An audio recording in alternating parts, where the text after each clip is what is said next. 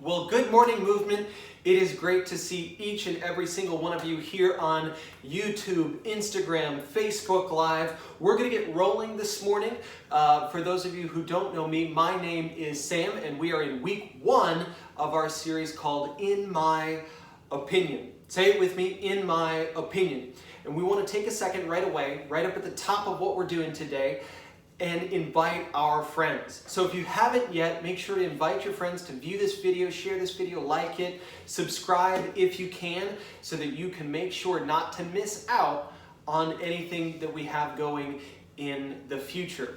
I know that we're in a live chat platform as well, so make sure to comment and to say what's up to people as they are entering into the chat. We want to make movement as friendly a place as possible to be a part of. Like I said before, we're going to be starting our week 1 of the series called In My Opinion. And sometimes we have some opinions about things. Maybe we have an opinion about Fortnite. Maybe we have an opinion about TikTok. Maybe we have an opinion about whether the earth is round or it's flat. It's pretty crazy, but there was a group of people a little while ago, not like a long, long time ago, I'm talking about like in the age of the internet, that actually believed that the earth was flat.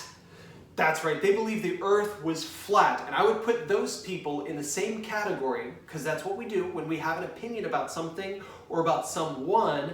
We put that thing or that someone in a category on their own. And I would have an opinion about the people, all those flat earthers out there, like this. I would say that they should be in the same category as people that think coffee tastes bad and think puppies are ugly. I put them in the category of, you're wrong. You're wrong, you're wrong, you're wrong. Say it with me, you're wrong. Here's the thing, we all have some opinions. Some are pretty funny opinions, some are pretty harmless opinions. But regardless, when an opinion that we have about someone is negative and we start to talk about that person, when we start to subtract value from who they are, when we start to share a negative opinion about that person and we start to gossip about them, that's like a fire. It's like a fire. Gossip is like a fire, and it doesn't care who it burns. Doesn't care who it burns. I was watching a video earlier in the week that my wife sent me of a backyard that was on fire. And somebody was driving by, they saw the backyard was on fire, so they pulled over, got a hose from the neighbor, started spraying everything down in the backyard, and here's what was happening. The house, the siding on it, the shingles, they were actually melting. They were melting because that fire was getting closer and closer and closer and closer. And when gossip gets close to us, it tends to burn us. My wife actually told me a story a little bit ago about a time when she was gossiped about that really hurt her. She was in middle school. How many of y'all out there are in middle school? She was in middle school. She was the new kid in town. She had just moved to North Carolina from Florida, and she was at a brand new school in a brand new neighborhood, and she got invited over by some friends. Y'all know exactly what I mean when I say friends. People that kind of pretend to be your friend, but then gossip about you, but then spread negative rumors about you. And she was trusting of these friends. She's like, they want to have me over for a sleepover. This is probably going to be a good thing. I might get to know some people. And here's what happened. When she got there, all of the other girls started gossiping about her. Oh, did you see her hair? Oh, did you see what she was wearing? And here's what went down. They decided to stay up after my wife had went to sleep to try and prank her. Here's what they tried to do. They brought out a big old bucket of water and they put my wife's hand in it as she was sleeping to try and get her to wet the bed. They tried to get her to wet the bed. Now, thankfully, my wife is pretty sharp. That's one of the reasons why I picked her. She woke up jumped up and was like, I'm not having any of this. And she went home. She called her mom. She was like, Mom, get me out of here. And they went home. Needless to say, those people that tried to trick my wife did not get invited to our wedding. And I don't think she's friends with any of them right now. That's one of the reasons why gossip is so dangerous. God doesn't tell us not to gossip because it's a lot of fun and He wants to hold us back and not let us have fun. He tells us not to gossip and not to share negativity about people because it's going to ruin our friendships and it's going to ruin our relationships. And here at Movement, we want good friends for you. We want great relationships for you. So why do we gossip? If we know it hurts people, if we know it distracts us from the life that God's calling us to live, why do we still do it? That's what we're going to talk about today. Why do we gossip and how do we stop it? How do we stop from getting burned by this fire that's called gossip? And the first thing we're going to do is we're going to examine why we gossip.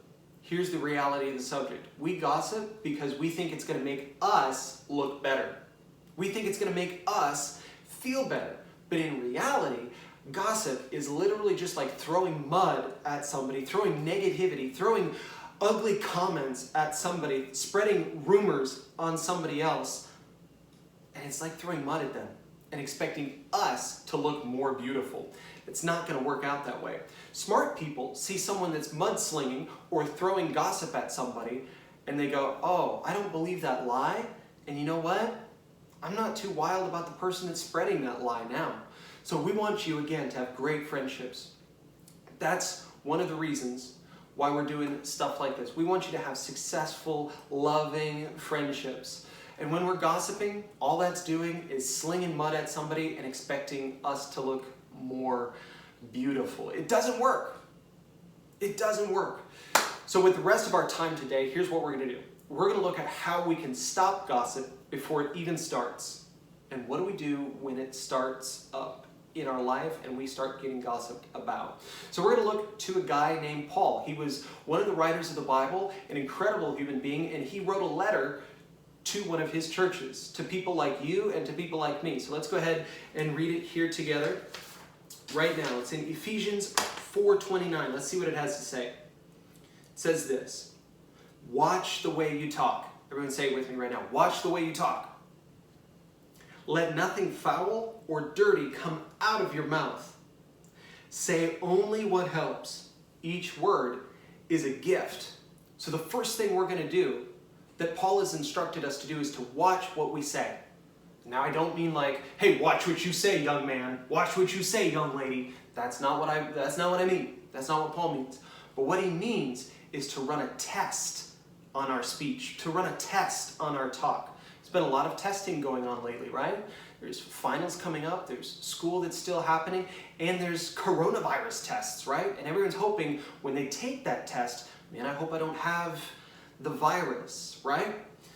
But what I would say is this: we need to be doing what Paul encourages us to do, which is run a test on what we say. Before we say something, we should go, wait a second, this might be true, but is it helpful? This might be true, but is it helpful?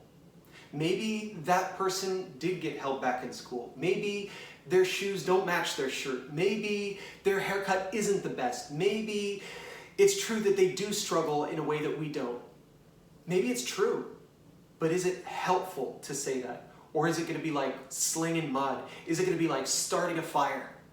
So run a test on your speech. Before you say those things, think, is this going to come back positive for gossip?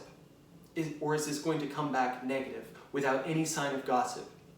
So the remaining time that we have together today, we want to talk about this. How do we stop gossip once it starts? Once it's told about us, what do we do? And the thing that I want to get into is this. It's that I want to kind of give you permission not to respond to gossip. If it started about you, I want to give you the permission not to respond to it. There was someone that I was close to a long, long time ago. We were friends, and for many, many reasons, we were no longer able to be friends. Now, after that happened, this person became very angry, and they started to spread rumors and lies and gossip about me, saying that I did things that I would never even imagine doing. And I was worried about my reputation. I was getting burnt by gossip. And I know y'all have had the same experience. Maybe you've had a friend at school that you thought you were close with, but then they lied about you. Maybe you had a sibling spread some gossip to your parents or somebody that you know because they were jealous of what you looked like or what you did or what you didn't do. And you've been burned by some gossip. And here's what I want to get into with us, with the remaining few seconds of our time together. It's that when this happens, I want to give us the permission to respond like Jesus responded. He very rarely responded to criticism. He very rarely answered back to what his haters were saying. Most of the time, he was way too busy serving other people, and he was only concerned with the opinion of his Heavenly Father, God.